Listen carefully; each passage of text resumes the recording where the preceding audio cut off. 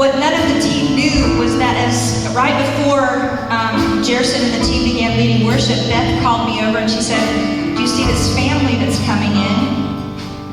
And I said, "Sure." And she said, "That family, here's their story. They have a little girl. She's 9. She's had 24 surgeries to date.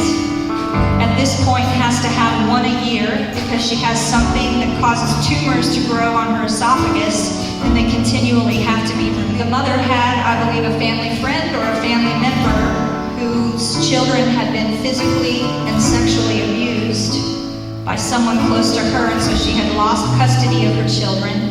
And this family took in those children.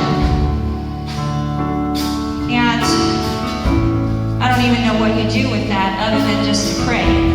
So here's where I lose it. I said I wasn't. So, as the Conexion worship team began leading worship, the whole front area up here just began being filled by all the kids that were in the group. And by kids, I mean anywhere from maybe 8 up to 18. And they're just, worshiping in Spanish. We're trying to keep up, as best we can as non-Spanish speaking people. And the team got to Oceans. We came on to the stage and began to sing, "Spirit, lead me where my trust is without borders. Let me walk upon the waters wherever you would call me." And we began to sing as their team walked on off. And I just began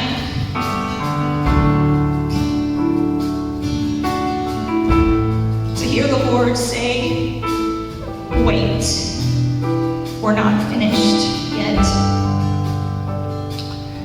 And so within just a few minutes, the band's just kind of hanging here, playing like they are now, and out of the corner of my right eye, I see a girl, maybe 13 years old, just drop to her knees on the floor and begin sobbing. And almost immediately after that, to my left, there's maybe a 9 or 10-year-old girl who drops to her knees and begins sobbing. And immediately, people just began to gather around all these kids and began praying. Some of them were completely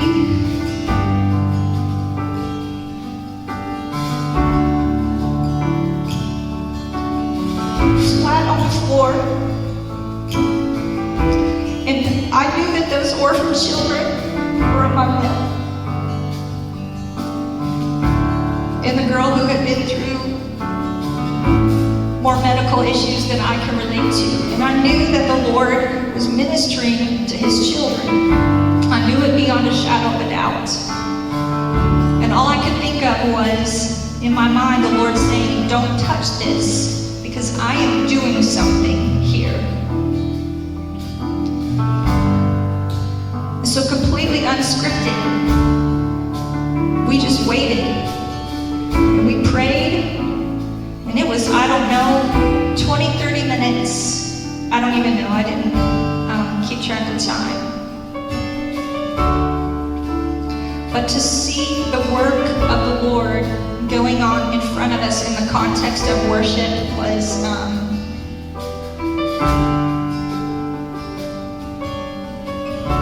indescribable.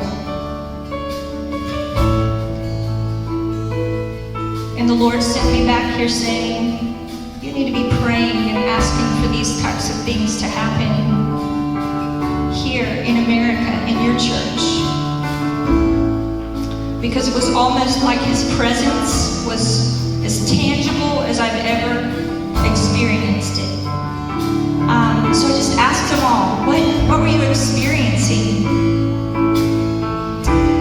And Blake says, "I just got to tell you," he said, I heard a voice. It was like the voice was all around me and it was in me.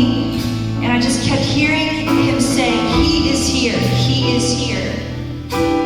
And Meredith, who is not here tonight, she couldn't get out of college, so Lane has joined us in her place.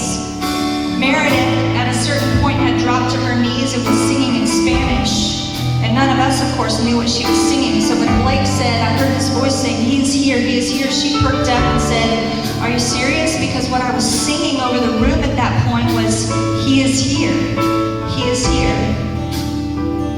about that point, Jerson chimed in and he said, wow, he said one of their volunteers who was on the floor praying with one of the girls said at a certain point she just stopped crying and looked up at him with her eyes completely lit, saying, I can see him, he is here. And he described her like